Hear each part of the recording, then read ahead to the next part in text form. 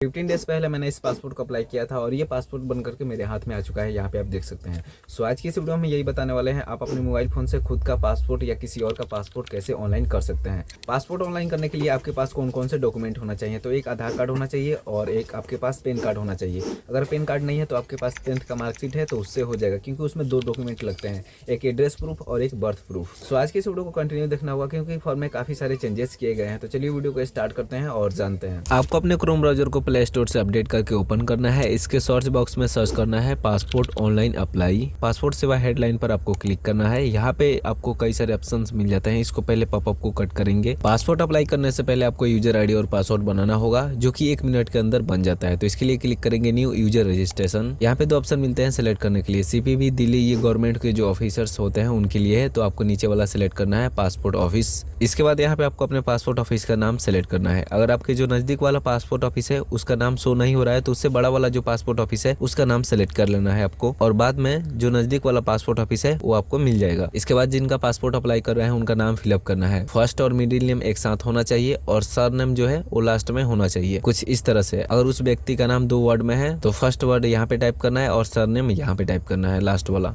इसके बाद date of birth fill up करना है। फिर आपको यहाँ पे ईमेल आईडी एक अच्छा सा कोई फिलअप करना होगा। यहाँ पे पूछा जा रहा है कि आप अपने ईमेल आईडी को ही यूजर आईडी बनाना चाहते हैं, तो हम यहाँ पे यस करेंगे। अगर आप दूसरा कुछ यूजर आईडी रखना चाहते हैं तो यहाँ पे नो कर सकते हैं। यूजर आईडी अवेलेबल होगा तो यहाँ पे कुछ भी एरर नहीं आएगा। अगर अवेलेबल नहीं होगा तो थोड़ा बहुत एरर आ सकता है, तो आपको दूसरा यूजर आईडी फिलअप करना होगा। देन आपको यहाँ पे कोई स्ट्रॉन्ग सा पासवर्ड फिल करना होगा और कंफर्म पासवर्ड में सेम पासवर्ड फिलअप करना होगा। कुछ इस तरह से एग्जाम्पल देख सकते हैं। इसके बाद कोई सा भी हम हैंड क्वेश्चन सिलेक्ट कर लेंगे और आंसर यहाँ पे टाइप कर देंगे। देन इस कैप्चर कोड को सही सही फिल करना है और रजिस्टर पे क्लिक करना है। यहाँ पे आपका रजिस्ट्रेशन कंप्लीट हो चुका है। आपको अपने अकाउंट को एक्टिवेट करना होगा। इसके लिए आपके ईमेल आईडी पर एक लिंक भेजा गया है, उस लिंक पर आपको क्लिक करना होगा। यहाँ पे जीमेल अकाउंट को हम एक बार रिफ्रेश कर देते हैं। यहाँ पे देख सकते हैं कुछ इस तरह से आपके पास भी ईमेल आया होगा और नीचे यहाँ पे आपको लिंक मिल जाएगा। तो यहाँ पे लिखा हुआ है प्लीज क्लिक द लिंक, तो आपको इस पर क्लिक करना है और यहाँ पे आपको अपना ईमेल आईडी फिर से एंटर करना है। देन सबमिट करना है। सबमिट करने के बाद यहाँ पे आपको एक मैसेज शो होगा, your account has been activate successfully. Then यहाँ पे क्लिक करके आप यहीं से लॉगिन कर सकते हैं या फिर आप होम पेज पे आएंगे। फिर से यहाँ पे आपको क्लिक करना है एग्जिस्टिंग यूजर लॉगिन। यहाँ पे आपको अपना यूजर आईडी टाइप करना है। देन कंटिन्यू वाले बटन पे क्लिक करना है। इसके बाद यहाँ पे आपको अपना पासवर्ड फिल करना है जो आपने पासवर्ड सेट किया था। फिर जो कैप्चर कोड दिख रहा है उसको सही सही टाइप करना है। देन लॉगिन वाले बटन पे आपको क्लिक करना है। अब यहाँ से आप अपने पासपोर्ट अप्लाई करने का फॉर्म फिलअप कर सकते हैं। इसके लिए सेकंड नंबर ऑप्शन पे क्लिक करना होगा, apply for fresh passport and reissue of passport. Then आपको नीचे यहाँ पे click here to fill click करना होगा। सबसे पहले आरपीओ सिलेक्शन करना है। इसका मतलब होता है रीजनल पासपोर्ट ऑफिस। यही लोग आपका पुलिस वेरिफिकेशन कराते हैं। अगर आप एक शहर से दूसरे शहर काम करने के लिए गए हैं, अगर वहाँ का कोई एड्रेस प्रूफ है, जैसे कि कोई कंपनी आपको बनवाकर एड्रेस प्रूफ दिया है या फिर आप खुद से बनवाए हैं, तो वहीं पे पुलिस वेरिफिकेशन करा सकते हैं।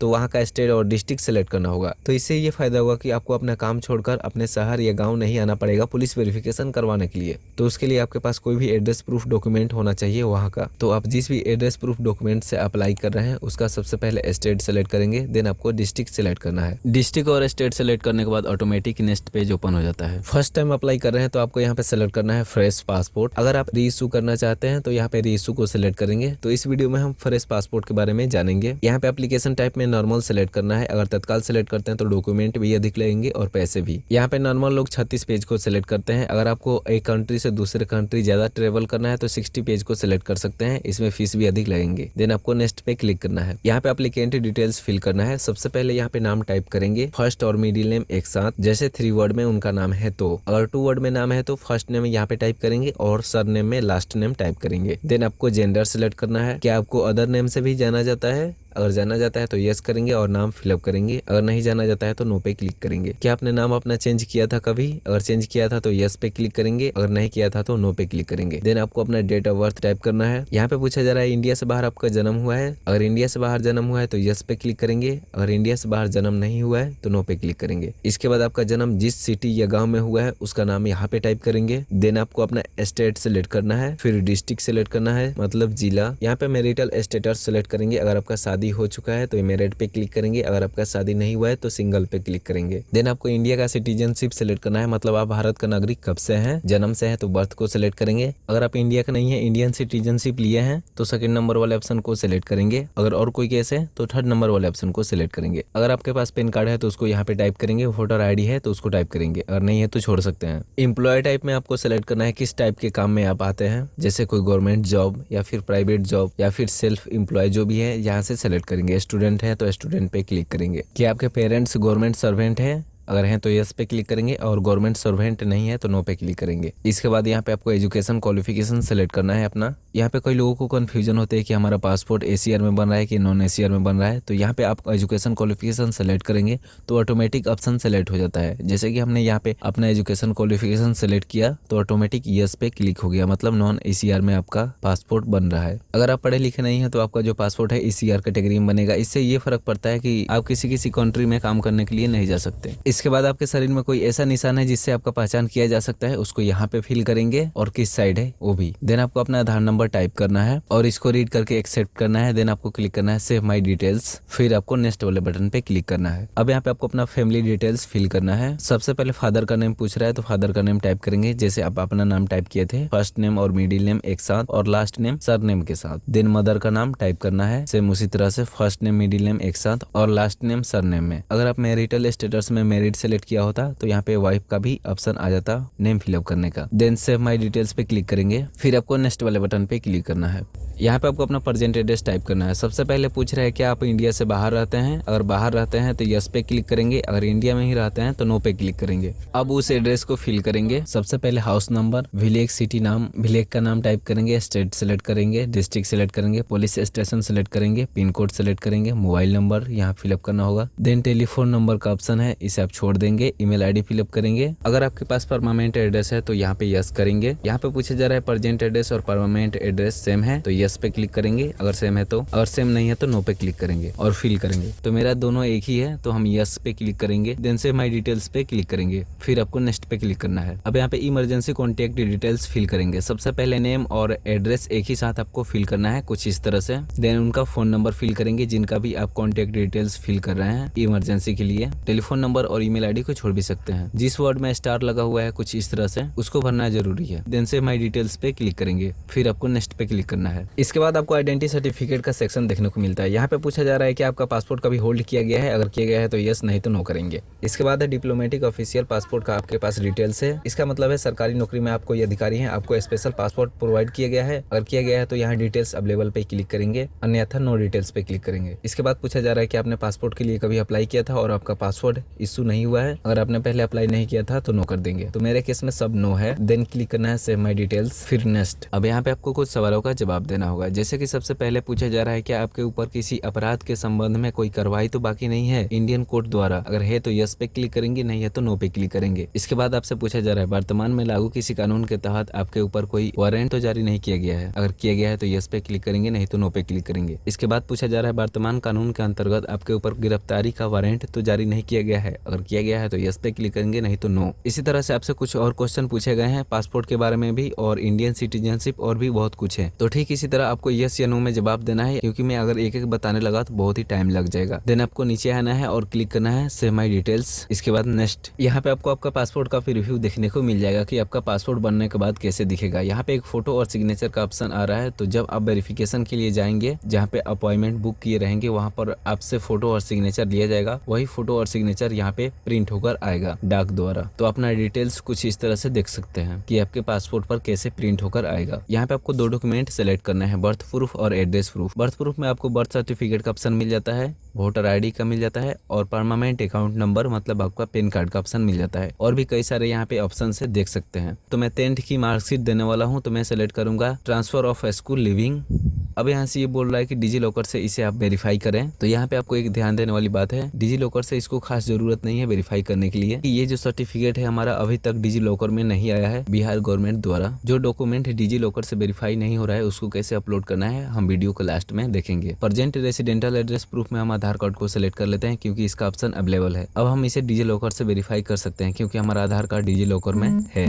डिजी लॉकर में अकाउंट बनाना बहुत ही ईजी है। आप डायरेक्ट चाहे तो यहाँ आधार कार्ड से लॉगिन कर सकते हैं है अगर आपका अकाउंट बना है तो, नहीं तो साइन अप पर क्लिक करेंगे तो अकाउंट बन जाता है बहुत ही जल्द। तो हम यहाँ आधार नंबर डालकर लॉगिन कर लेते हैं और आधार कार्ड के साथ जो फोन नंबर लिंक है उस पर एक OTP जाएगा। उस OTP को यहाँ पे आपको सबमिट करना है। देन आपको 6 डिजिट का कोई सा भी एक पिन सेट कर लेना है लॉगिन करने के लिए। अब नीचे यहाँ पे हम अलाउ करेंगे। अब सक्सेसफुली डिजी लॉकर में लॉगिन हो चुके हैं। फिर से यहाँ पे डॉक्यूमेंट को सिलेक्ट करेंगे। देन आपको क्लिक करना है फैच फ्रॉम डिजी लॉकर। अब हमारा डॉक्यूमेंट सक्सेसफुली अपलोड हो चुका है डिजी लॉकर से, सिर्फ आधार कार्ड और जो बर्थ प्रूफ है उसको हम बाद में अपलोड करेंगे। जिस जगह से इस फॉर्म को अप्लाई कर रहे हैं उस जगह का नाम यहाँ पे आपको टाइप कर देना है। इसके बाद इस टर्म एंड कंडीशन को एक्सेप्ट करना है। देन सेव माई डिटेल्स पे क्लिक करना है। अब यहाँ पे प्रीव्यू एप्लीकेशन फॉर्म पे क्लिक करके अपना एप्लीकेशन डिटेल्स देख सकते हैं, अभी तक आपने क्या क्या फिल किया है और सही से फिल किया है या नहीं, तो सब कुछ यहाँ पे चेक कर सकते हैं। फॉर्म के नीचे आपको एक प्रिंट का ऑप्शन मिलेगा, इस पर क्लिक करके आप अपने फोन में इस फॉर्म को सेव कर सकते हैं। इसका कोई खास जरूरत नहीं है, इसे आप बाद में भी सेव कर सकते हैं फॉर्म सबमिट करने के बाद। क्लोज वाले बटन पे क्लिक करके इस फॉर्म को क्लोज करेंगे। देन सबमिट वाले बटन पे क्लिक करेंगे। फॉर्म सबमिट होने के बाद अब आपको पेमेंट करना होगा और अपॉइंटमेंट बुक करना होगा। अपॉइंटमेंट बुक करने के लिए पे एंड शेड्यूल अपॉइंटमेंट पे क्लिक करेंगे। पेमेंट मोड में यहाँ स्टेट बैंक को सिलेक्ट करना है। देन नेक्स्ट पर क्लिक करना है। यहाँ पे आपका एप्लीकेशन रेफरेंस नंबर और आपका नाम देखने को मिल जाएगा। सिंपली यहाँ से नेक्स्ट करेंगे। अब यहाँ पे अपना अपॉइंटमेंट ऑफिस जो है सिलेक्ट करना है। PS के मतलब होता है पासपोर्ट सेवा केंद्र और एक है RPO, इसका मतलब होता है regional passport office. Regional passport office द्वारा आपका जो है पुलिस वेरिफिकेशन होता है और PS के मतलब पासपोर्ट सेवा केंद्र, जहाँ पे आपका डॉक्यूमेंट वेरीफाई होता है, वहीं पे आप जाते हैं अपॉइंटमेंट बुक करके और आपका डॉक्यूमेंट वेरीफाई किया जाता है। तो जो भी आपका नजदीक में पासपोर्ट सेवा केंद्र होगा उसको हम यहाँ से सिलेक्ट कर लेंगे। देन कैप्चर कोड फिल करना है, फिर नेक्स्ट वाले बटन पे क्लिक करना है। नेक्स्ट पेज पे एंड बुक अपॉइंटमेंट का ओपन होता है। सिंपली यहाँ से डेट सेलेक्ट करना है। जो भी डेट अवेलेबल होंगे यहाँ पे आपको ग्रीन कलर में देखने को मिल जाएगा। यहाँ पे आपको टोटल फी पे करने होंगे 1500 रुपए। देन आपको क्लिक करना है पे एंड बुक अपॉइंटमेंट। इस पॉपअप को रीड करके ओके करेंगे। इसके बाद आपको SBI के पेज की तरह स्क्रीन देखने को मिलेगा। तो आपको यहाँ पे बिल्कुल भी नहीं सोचना है कि हमारा SBI में अकाउंट होगा तभी जाकर के हम पेमेंट कर सकते हैं। आपका किसी भी बैंक में अकाउंट है, आप आसानी से यहाँ पे पेमेंट कर सकते हैं। फोन पे, गूगल पे या किसी भी UPI ऐप से पेमेंट कर सकते हैं। तो यहाँ पे कई तरह से पेमेंट करने का ऑप्शन मिल जाता है। तो हमको पेमेंट करना है UPI से, तो हम UPI को सिलेक्ट करेंगे। हम अपने फोन से आसानी से कर सकते हैं। UPI सेलेक्ट करने के बाद जब नीचे आएंगे तो यहाँ पे 2 ऑप्शन मिल जाते हैं पेमेंट करने का। QR कोड को सिलेक्ट करते हैं तो आप QR स्कैन करके पेमेंट कर सकते हैं, या VPA UPI ID को सिलेक्ट करते हैं तो UPI ID फिल करके पेमेंट कर सकते हैं। तो हम UPI ID फिल करके पेमेंट करना चाहते हैं। आप अपना गूगल पे, फोन पे या कोई भी एप्लीकेशन ओपन करेंगे जिसमें UPI चलता है तो आपको UPI ID देखने को मिल जाएगा। मेरे फोन में कुछ इस तरह से यहाँ पे देखने को मिल जा रहा है भीम UPI में, तो हम इसको एंटर करेंगे। अब यहाँ VPA नरेशन कुछ लिखना चाहते हैं पेमेंट के बारे में थोड़ा सा, तो लिख सकते हैं या फिर छोड़ सकते हैं। देन कन्फर्म वाले बटन पे क्लिक करेंगे। पेमेंट डिटेल्स कुछ इस तरह से देखने को मिल जाएगा। फिर यहाँ पे देख सकते हैं 1500 रुपए का पेमेंट हो रहा है। देन कन्फर्म पे क्लिक करेंगे। अब आपने जिस भी UPI ऐप का UPI ID फिल किया है उस UPI ऐप को ओपन करना है। लॉक स्क्रीन ओपन करते ही आपको पॉपअप देखने को मिल जाएगा पेमेंट करने का। तो यहाँ से पेमेंट करना चाहे तो कर सकते हैं, या फिर हिस्ट्री में जाएंगे फोन पे या गूगल पे के, तो वहाँ पे आपको एक पेमेंट का ऑप्शन मिलेगा, उस पर क्लिक करके अप्रूव कर सकते हैं। जैसे कि मेरा भीम UPI है तो यहाँ पे एक ऑप्शन मिल जा रहा है अप्रूव पेमेंट का, तो हम इस पर क्लिक करके पेमेंट को अप्रूव करेंगे। यहाँ पे कुछ इस तरह से बहुत ही आसानी से पेमेंट हो जाता है। पेमेंट होने के बाद कुछ देर आपको वेट करना है, बिल्कुल भी पेज रिफ्रेश नहीं करना है, सब ऑटोमेटिक होगा। यहाँ पे देख सकते हैं 1500 रुपए का ट्रांजैक्शन सक्सेसफुल हो चुका है। ऑटोमेटिक नेक्स्ट पेज रिलोड हो जाएगी, आपको कुछ करने की जरूरत नहीं है। यहाँ पे देख सकते हैं फिर से आपको दिखा रहा है कि पेमेंट सक्सेसफुल आपका कंप्लीट हो चुका है। एप्लीकेशन नंबर आपको देखने को मिल जा रहा है, आपका नाम, डेट ऑफ बर्थ और ट्रांजैक्शन ID। इसके बाद आपका अपॉइंटमेंट कंफर्मेशन पेज कुछ इस तरह से देखने को मिल जाएगा। यहाँ पे आपका डेट और टाइमिंग देखने को मिल जाता है, कितने तारीख को कितने बजे तक पहुंचना है। देन यहाँ प्रिंट एप्लीकेशन रिसीप्ट पे क्लिक करके इस फॉर्म को प्रिंट कर लेना है। तो अगर आपके पास प्रिंटर नहीं है तो प्रिंट एप्लीकेशन रिसीप्ट पे क्लिक करके आपको अपने फोन में इसे डाउनलोड कर लेना है, सेव हो जाता है आसानी से कुछ इस तरह से। किसी कारण से आपका पेमेंट रिसीप्ट नहीं मिलता है तो ज्यादा कुछ नहीं करना है, सिंपली ID लॉगिन करना है और यहाँ पे आपको क्लिक करना होगा व्यू सेव्ड सबमिट एप्लीकेशंस, और यहाँ पे जितने भी आप एप्लीकेशन सबमिट किए रहेंगे दिख जाएगा। यहाँ से अपना एप्लीकेशन देख सकते हैं, application number, name, appointment date, payment status और सबमिट डेट देखने को मिल जाएगा। कोई भी रिसिप्ट डाउनलोड करने के लिए एप्लीकेशन को सेलेक्ट करना है। देन रिसिप्ट पे क्लिक करके यहाँ पे अपने रिसिप्ट कोई सा भी डाउनलोड कर सकते हैं। अगर यहाँ से भी नहीं हो रहा है तो फिर से आप यहाँ पेमेंट वाले ऑप्शन पे जाकर दोबारा पेमेंट करेंगे तो आपको रिसिप्ट देखने को मिल जाएगा, डाउनलोड कर सकते हैं वहां से भी। एक हमारा छोटा सा काम छूट रहा है, हमने एक डॉक्यूमेंट अपलोड नहीं किया है, बर्थ प्रूफ, तो उसको हम अपलोड करते हैं। इसके लिए एप्लीकेशन को सेलेक्ट करेंगे। देन एप्लीकेशन पे क्लिक करेंगे, फिर अपलोड एंड सपोर्टिंग डॉक्यूमेंट्स पे क्लिक करेंगे। यहाँ पे एड्रेस प्रूफ, आधार कार्ड डॉक्यूमेंट हमारा अपलोडेड है। अब हम अपलोड करने वाले हैं बर्थ प्रूफ। तो यहाँ पे सेलेक्ट करेंगे कौन सा डॉक्यूमेंट आप अपलोड करना चाहते हैं। तो हम अपलोड करने वाले हैं बर्थ प्रूफ। बर्थ प्रूफ के लिए कौन सा डॉक्यूमेंट देना चाहते हैं यहाँ से सेलेक्ट करेंगे। बहुत सारे यहाँ पे डॉक्यूमेंट है, PAN card, voter card, driving licence और भी कई डॉक्यूमेंट्स हैं। तो हम देने वाले हैं यहाँ पे 10th का मार्कशीट। तो सेलेक्ट करेंगे ट्रांसफर स्कूल लिविंग। इसे भी आप डिजी लॉकर से अपलोड कर सकते हैं, लेकिन ये डॉक्यूमेंट हमारे डिजी लॉकर पर अभी अवेलेबल नहीं है। तो हम क्लिक करेंगे चूज फाइल, देन सेलेक्ट करेंगे। सेलेक्ट होने के बाद अपलोड पे क्लिक करेंगे। यहाँ पे बोला जा रहा है आपका PDF फाइल 1 MB से ज़्यादा का नहीं होना चाहिए, तो हम इसको ऑनलाइन कंप्रेस कर लेंगे। तो यहाँ पे देख सकते हैं हमने बर्थ प्रूफ भी अपलोड कर दिया, इसका भी स्टेटस अपलोडेड है।